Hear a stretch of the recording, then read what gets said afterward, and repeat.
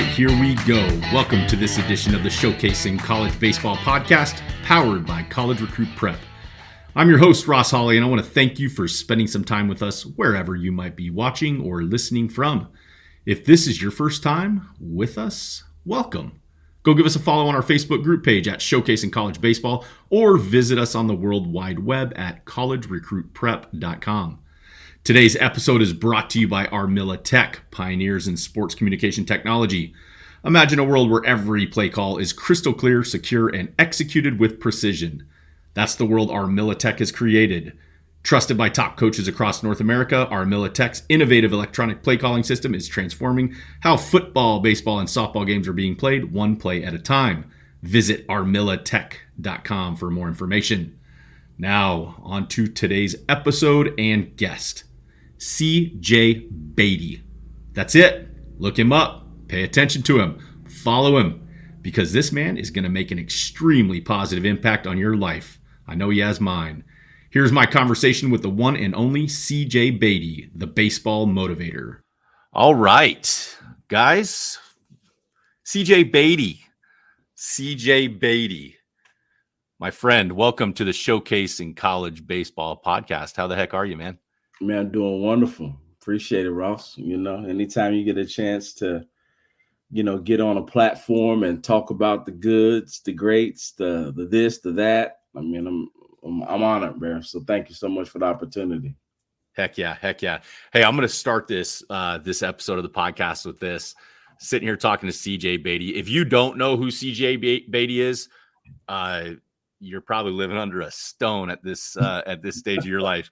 But hey, seriously, CJ, I was like, should I put some of his handles? I'm like, just Google his name. I mean, just do that and you'll find him. So, but I want to start with this story. And guys, this is what I want the audience to understand about this man.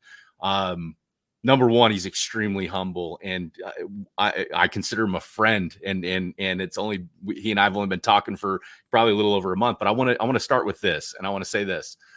About 2 weeks ago, I reached out to CJ. I had a scenario that I thought that he could help a young man with, and a kid was down on his luck. Really good kid, down on his luck about the game of baseball. And man, I just wanted to help the kid. And the first guy I think about is C.J. Beatty, the baseball motivator. And guys, I reached out. This was Sunday when I wanted to help this kid, and I reached out to C.J. at 3:00 on a Tuesday. And by 3:30, C.J. has a personal video sent back to me to send to this dude. And I want to tell you how much that meant to that family, how much it meant to me, and whoever's listening to this. Just know this is who we're dealing with. This is a guy that truly lives for motivating, truly lives for helping others. And I just want to say thank you for that, and big shout out to Elijah. Okay, CJ.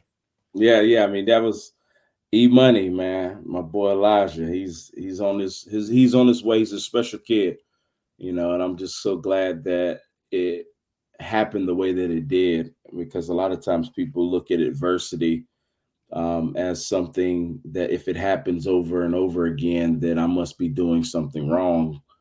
But, most great books have a great deal of has a great deal of adversity in it. And I wanted Elijah to understand it's just a part of the process. If you want to be great, that's what you signed up for. It comes with it. So at the end of the day, I told him to continue to fight. And I'm excited to see where this kid goes because of the level of adversity that he's surrounded with. Man, that is awesome, CJ. So I'll tell you what, man. I've followed you for probably 5, 6, 7 years, and I have watched you grow so much. And backstory, guys, go follow CJ Beatty on Instagram. Go look for the Baseball Motivator. He's the Motivator Brands. This guy does everything: music, books, everything. But I'm curious. There's so many questions I have for you, but what I really want the audience to know for you, I've just watched you grow so much, and I've watched you just day in and day out inspiring people, and it's super motivational, obviously. But I'm curious about CJ Beatty, the man, and I want to know a little bit about your background in the game of baseball and how you got to this point in your life? Man, I grew up in Winston-Salem, North Carolina, and my parents put me into baseball. My mom didn't want me playing football and getting broken up at a very early age. So, like a good husband, my father listened and put me in this thing called T-ball. And I was one of the better players at the league because I knew which direction to run after hitting. But other than that, dude, I just took a liking to baseball. I really did. It fit me like a glove. I couldn't put the bat and ball down as a kid, and my parents kept feeding me. Go outside when we get home from practice and still work, and because I wanted to do it, and they allowed me. I mean, thank God it was before the video game boom and social media boom, because I don't know if there would be a former professional baseball player in CJ Beatty if all of the distractions were out here. But my video games back then was just going outside and continuing to dream about hitting a home run, getting my name called on draft day. Those are the things that fueled me as a kid growing up. And I had great role models. On TV, I had King Griffey Jr., Derek Jeter, hitting styles my dad crammed and force fed me, Wade Boggs and Tony Gwynn and Jeff Bagwell and Pete Rose. And, these are the guys that my dad were like, hey, you need to be like these guys, be great hitters. Then Eddie Murray with the switch hitting and all of that stuff. That so was a pretty swing. Yeah. So, I just grew up playing baseball year in and year out, and God sent a couple of people my way. Well, quite a few people my way that were important in my development, that were important in me getting placed and positioned to continue to rise in youth baseball. So I kept going with that all the way up to travel ball, and travel ball led me to a national championship with the Greensboro Batting Center here in Greensboro, North Carolina at 13. And then that leaked over into high school and made a transfer to a better high school to help me out with developing. And I had 65 letters to go to any school in the country for baseball. Chose North Carolina A&T. They gave me a full scholarship, all baseball money. Chose there because they were 25 minutes from my house and they were D1. So I was like, well, this is no brainer with me being a homebody. And I continued to excel. I worked hard and took it serious. And I knew that my ultimate goal was to be a professional baseball player. And the St. Louis Cardinals drafted me in 2009, right out of North Carolina A&T my junior year. And I was like, this is it. I don't care what amount of money they give me. I don't care if they give me a hot dog and a bus ticket. I'll take it. I just need to get to that level. But yeah, that's the kind of backstory on me as a baseball player. Played with the Cardinals in the organization for about a year and a half. Then adversity set in for me when I got released, and I was trying to figure out why. But that was a pivotal moment. Like I said about Elijah, great success is going to have to come through the door of great adversity. So I understood that I signed up for it. Like I said, I signed up for it. I said, I want to be great in life. Anybody that raised their hand and said that they want to be great, if you want to have a great podcast, if you want to have a great business, you want to have a great life, then it has to come through the door of great adversity. It's coming, not just adversity, great adversity. So when I got released, dude, that was some great adversity. I mean, that's something I did my whole life. And when they let me go, I was just kind of like, whoa, this is, what's up? But again, I want to be great. So therefore I trusted the process, and I continued to push forward, keep my head down and keep moving in the direction of my dreams and goals. And that's when after baseball was over with, I became a pro scout with the St. Louis Cardinals. I kept my nose clean. I didn't flip tables or anything like that. I didn't burn the clubhouse down or, call out names. I just, took it on the chin, and I'm so thankful for that, because at the end of my playing career, they hired me as a pro scout. Man, and assistant hitting coach in the minor league. So, but in the midst of all that, I became a motivational speaker and really helping people with their mental toughness, the things that I lacked as a player. I want to be able to give that back to the world, so the kids, the youth parents, and the youth coaches can understand how to do it at a higher level. So that's me. That's me in a nutshell. CJ, man, I love that. And we've talked about this previously, and I always find it kind of funny. I'm in the same boat as you. As I say, I didn't make it to the big leagues, and that was devastating to me. Obviously, a different route. You talk about giving back for what you lacked. That's something that I really try to harp on with young players. Is the game is so tough, and mentally you have to be in such a good place almost all the time, it seems like. Talk to me about why mental toughness is so important for young kids to understand. It's important for young kids. It's important for everybody, but young kids, because they are our future. And when you say young kids, young athletes, sports don't last forever physically. So whenever you have a situation that pops up that you can't solve physically, the last option is going to be your mental. Where's your mental at in this? Because when you make that decision to go left or right with your decision, that's a mental decision, not a physical. Do I continue to stay? Do I continue to fight? And the reason why I love mental toughness inside of sports is because that's a way, like sports is a vehicle for these kids and these young athletes to learn all these essentials to what's going to save them in life. And I think that if used properly, sports is something that every child needs to participate in, whether it's team, whether it's individual. If you ask me, I say both, because it gets a different level of mental toughness. I encourage parents to put them in multiple sports, as they grow up, because each sport brings a different mental capacity. Mm-hmm. And that's great, because it's going to help them figure out who they are without even trying. Just introducing them to a different sport is going to help them identify different movements physically, different movements mentally, different emotions, how to communicate better, how to communicate on another level. So I truly do believe that mental toughness is something that should be started at the early ages of 2. Wow. Understanding how to take something so complex and put it in a way that's going to allow this 2-year-old to start thinking at higher levels. And if you're intentional about it, it can be done. Wow. Okay. So here's a question I have for you then, based on that. The CJ Beatty that I'm seeing on my screen, I know this is a podcast, so you're listening, you're watching, but audience, no, we're talking to CJ Beatty here, the baseball motivator, the Motivator brands. Here's my question for you based on that, man.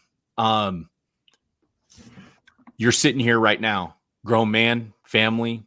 I think a lot of people would say you have a successful life.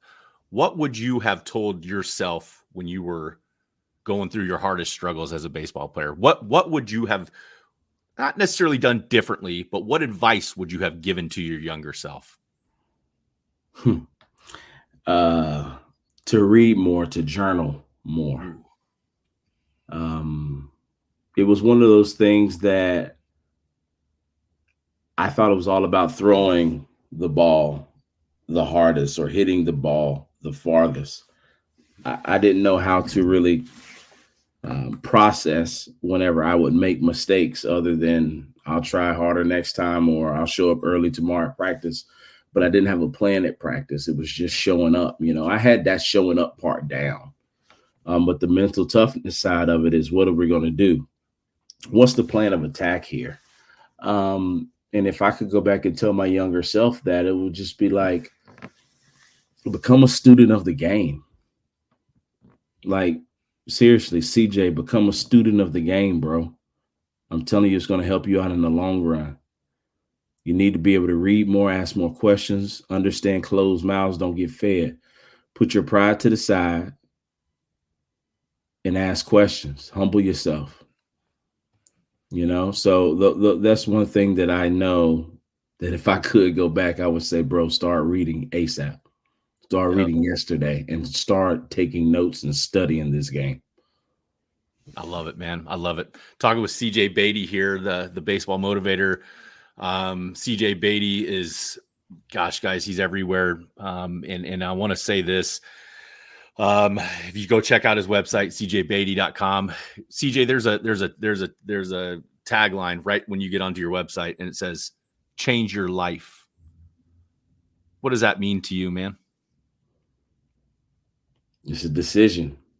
And I want people to think about it because, when my website person asked me, what do I want at the top? I said, change your life. And I told them, and I explained it like this, that statement is me planting a seed in somebody's life that it's not over for you. And whenever you see change your life, I just want it to be thought-provoking enough to allow somebody to dig deeper to say, well, maybe I can change my life on this site. Maybe my life isn't over. Let me see what this guy has to offer. So that's why I strategically asked to put change your life there, because when a person thinks it's over, you're done. But all you need is a crack in the door, or all you need is a direction, or all you need is some wood to make your own door. At the end of the day, if you believe that you're done, you're done. Man, change your life. Change your life. CJ, I to a guy that motivates. I mean, it's your job, right? That's your job. You said what you would say. You picked it, right? You are the baseball motivator. So I'm curious to know this. What motivates you, my friend? Like, what motivates the baseball motivator? I'm gonna go with the most popular answer, but I'm gonna explain why. My family motivates me. When I was growing up, my dad's a truck driver, still is, looking to retire next year or so. I saw the sacrifices. Kids see things, and I saw the sacrifices that were made for me to get the equipment, that were made for us to save up and rent this a better vehicle to travel to Florida from North Carolina. I seen those sacrifices, and I seen what other people's lives looked like. And it didn't take long for me as I got older, about 12 or 13, to say to myself, you know what? I want to pay my family back. I see what my mom and my dad have sacrificed, and even though they have those kitchen talks about the bills in front of the kids sometimes, the kids listen, and it doesn't take long for them to start to understand what's really going on. That's right. So whenever you hear things, you start to put two and two together. And I did that around 12 or 13. And I started to know that this travel ball thing that they're doing for me is not for fun and games. I started to understand that, yeah, I know I want to be a professional baseball player, but I need to take this serious because it's tough right now financially, but they're making it happen. So at that point, it became not my dream anymore. It became our dream. And they didn't say it. I did. That was something that I made up in my mind. I wanted it to be our dream. So now that I have, my own family, my own wife, my own child, it's the same mission. It's the same goal.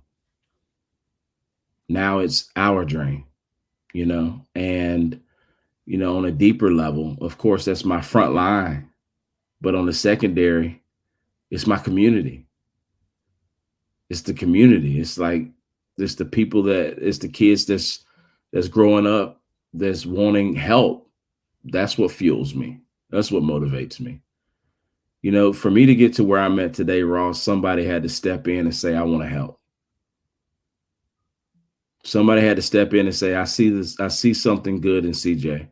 And God sent some connected people my way to say, let's help this guy. So just like the commercials, the paying it forward commercials, I really do love those things because I live those things.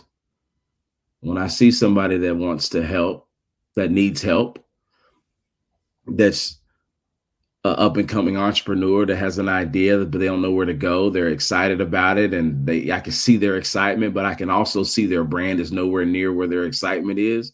Yeah. I get excited for them, and I get excited to help point them in a direction, because at one point somebody did that for me. So I'll close that question that you asked me. What motivates me is my addiction. I'm addicted to helping people. You know, my addiction is what helps me continue to get up and fight this fight. And you say, well, why is it a fight? Well, because every time you walk outside of your door, you're being faced with people and organizations and things that tell you that you can't do it. That why did you even think about starting it? You know you can't do it. So it is a fight. Everybody's in a fight. But at the end of the day, my addiction fuels me. My addiction is helping people. Man, that is so well said. And you know what? That's you're living it, man. You're living it. You're so you're available and you're living it, and it's so easy to see. I'm curious, because most people will shy away from this. I'm not going to. I want to talk about your faith and what your faith plays in you as who you are and what you've become. Talk to me about your faith, man. Shoot, man, my faith is everything, Ross. It's the only thing that keeps you going, man. And I would tell it to everybody that's listening today. I'm not a Bible thumper. I'm not somebody that can tell you what is said in this chapter. At one point when I was growing up, I knew the books of the Bible like the back of my hand, because that was in Sunday school. But right now, I couldn't tell it to you. But the one thing that I understand that remains constant and true in my life is that I wouldn't be here if it wasn't for him. God is the reason why I'm still here. God is the reason why my numbers are doing what they're doing on social media. God is the reason why he has me on this meteoric rise towards greatness. Is because it's him. And I used to, growing up, shy away from wanting to talk about it. But now one thing that I've learned is, if you want peace in your life and you want to be stress-free as much as possible, it's only going to come through that door. Amen. It's only going to come through that door. And I'm just thankful that God has blessed me with this platform that doesn't allow other people to dictate what I can and can't say. And I'm just thankful for being able to live a life that can be used to show people the light.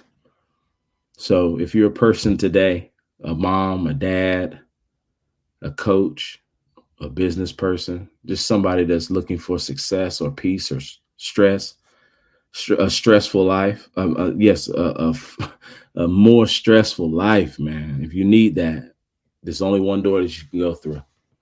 Everything else is temporary. That's right. That's right, man. CJ, always got that proper perspective, man. You know what's crazy is you're like 10 years younger than me, and you've got it way more figured out than I do. And I'm kind of like, come on, dude, figure.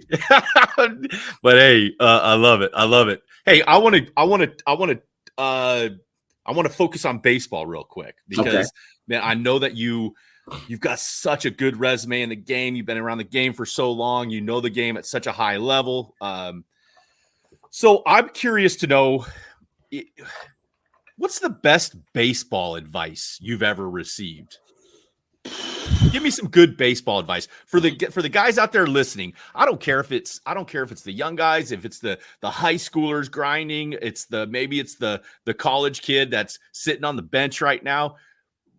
You motivate people. What is the best baseball advice that motivated you? Ooh, that's a loaded question, man. Wow.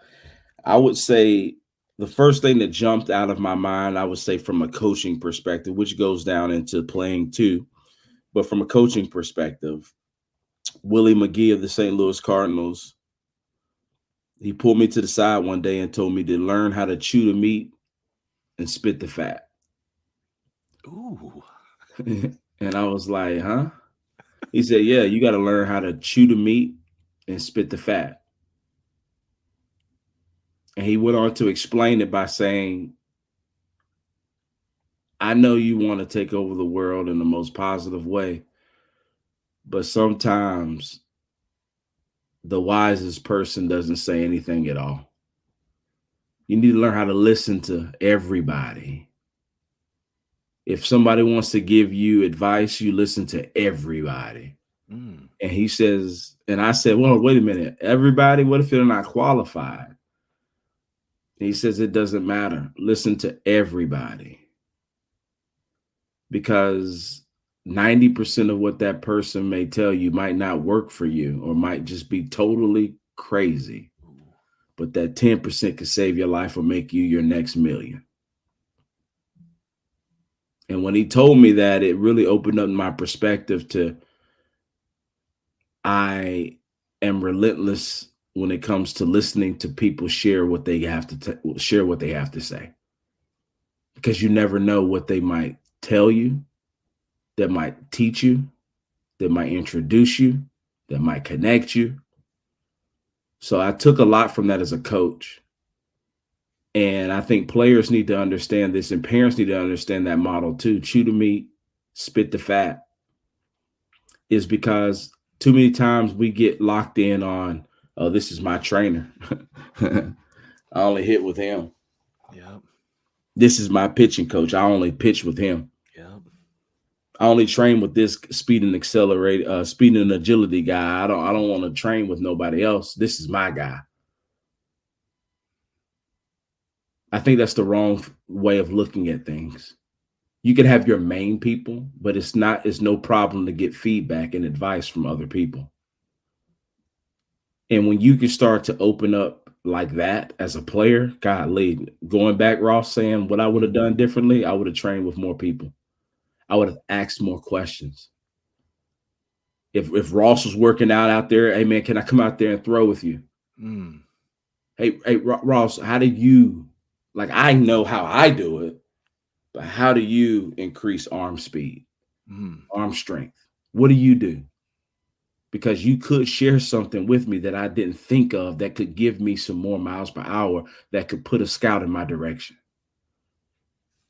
So there's things that I think that right there was one of the most monumental, as you can tell, because that was the first thing that I went to answer this question was chew the meat, spit the fat. Shout out to Willie McGee, my guy. Love me some Willie McGee. He was lights out on 87 RBI. Yeah. You know it. Yeah. So, but I would say as some other sound advice that I got, Mike Shildt, my first manager, former Cardinals manager, my first manager in Johnson City, Tennessee, in pro ball. When we was out there on the line, you heard me say earlier, like, take notes and journaling. Well, that came from him.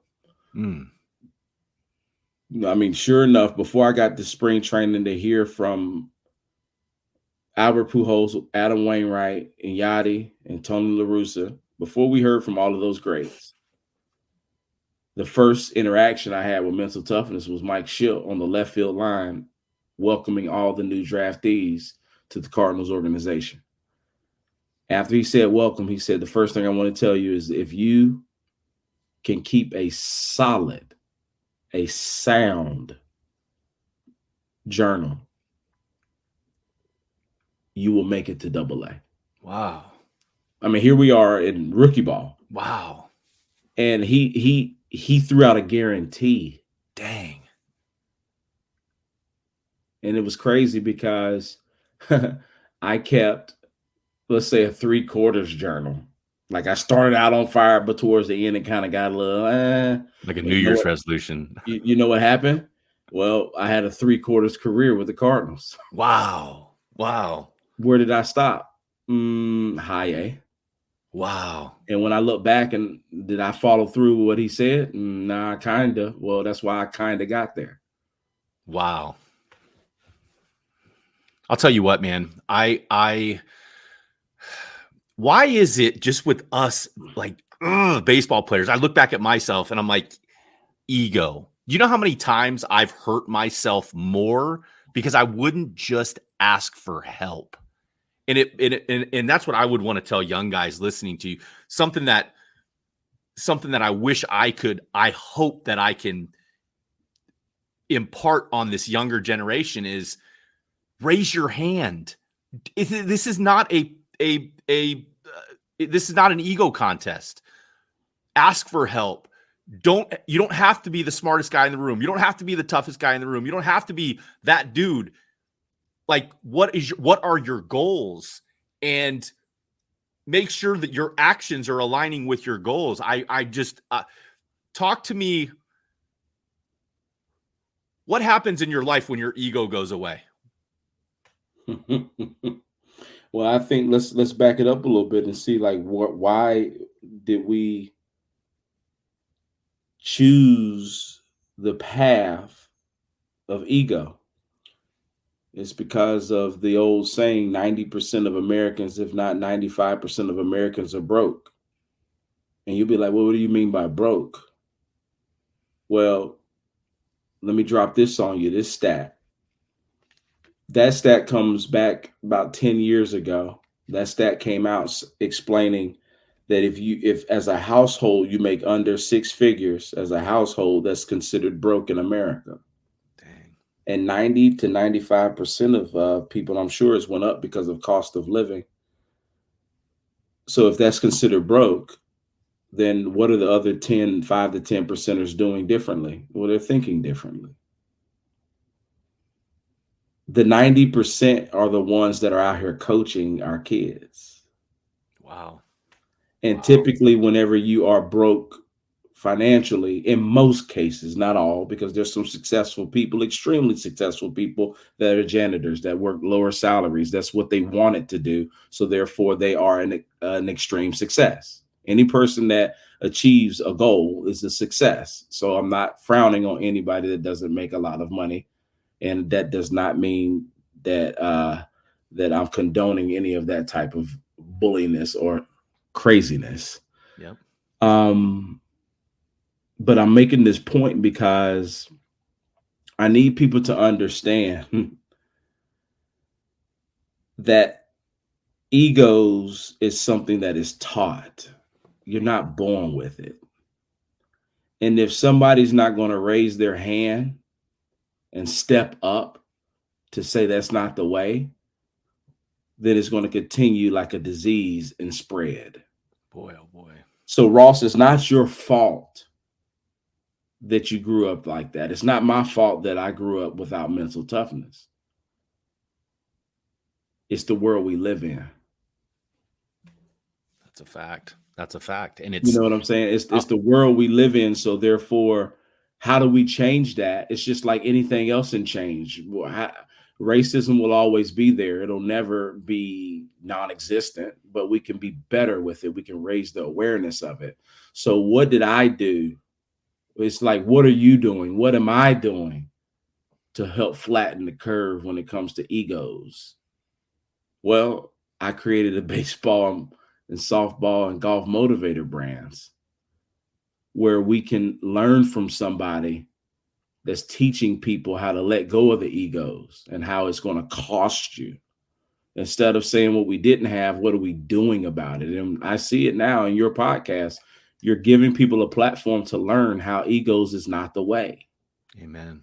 You know, so that's how we do our part in spreading the awareness and helping somebody else not go through what Ross and CJ went through. Wow, man. I hope the young guys, I hope everybody who needs this, I hope they're listening to this. Talking to CJ Beatty. CJ, a couple more minutes with you, man. A couple more questions. I always, the whole ego thing is, I'll just say, I'll wrap the ego thing up by saying this. It feels good to live a life without an ego. And I'm not saying I'm perfect. but it feels good to what you said, to have some peace and to live in peace, man. You want to live in peace. Hey, if you want to play in peace, if you're a baseball player listening to this and you want to have a peaceful career, Jake Rogers said it, big leaguer for the Tigers. Be the most liked guy in the room. Take the ego out of it. Just take the ego out of it. I know this. My life is much more peaceful when my ego is non-existent. Okay, CJ, I want some directed advice, man. I want some directed advice with your experience and for all the high school baseball players out there wanting to play at the collegiate level. Okay, for the Showcase and College Baseball podcast audience, CJ Beatty, what's your advice to players looking to play in college when they're wanting to play at the next level? What would your advice be? I'm going to just black and white and just keep it straight up facts, cold, hard facts here. If you're wanting to get noticed in the recruiting process, play at the highest level, play at a higher level, then you need to be better than everybody statistically where you're at. I'm just keeping it real with you because there's phases in this. And when I was a pro scout, I had to get people to understand this.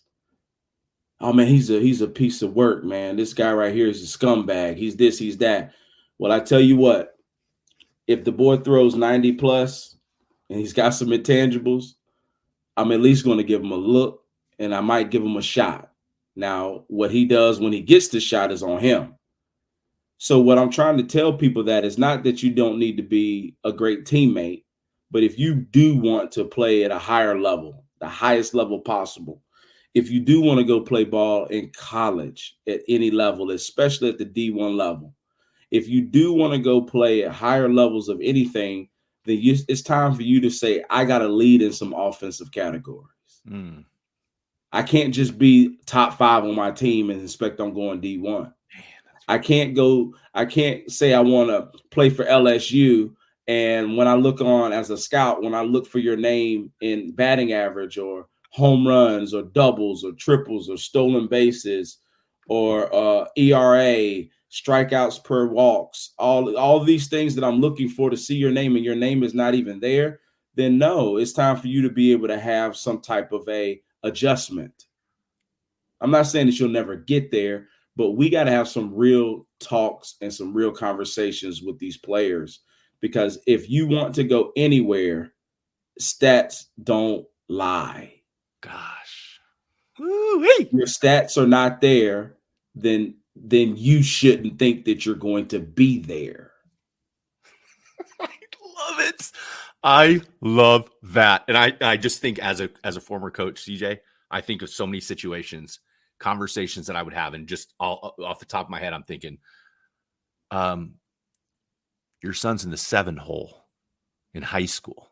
There's nothing wrong with that, but that's not fair for you to have an expectation that your son should be playing at LSU if he's hitting in the 7 hole, 8 hole, getting nothing but fastballs. It's completely different than how they attack the top of the order. I love that answer. What advice do you have for parents of those recruits? What do they need to hear? I think they need to take their because you naturally have them. You got to take your parent goggles off. You got to take them off. If you can't find them, they're on your face.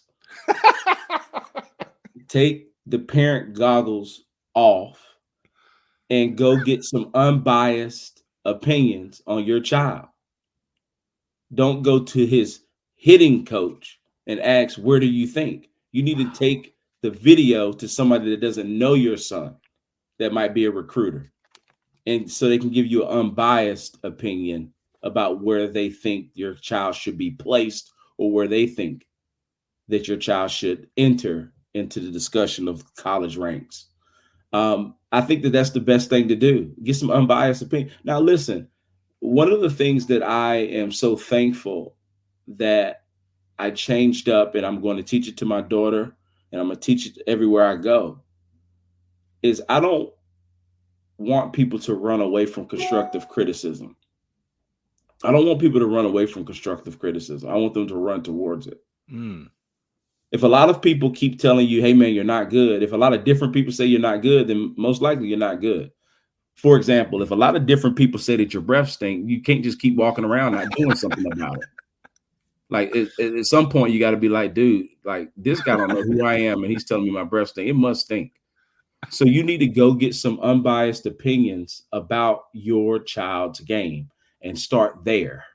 Because when you can start to compile all of these different feedbacks and suggestions and put it all in one place and look at it, I think you're going to have a real clear understanding of where your child should enter the college ranks.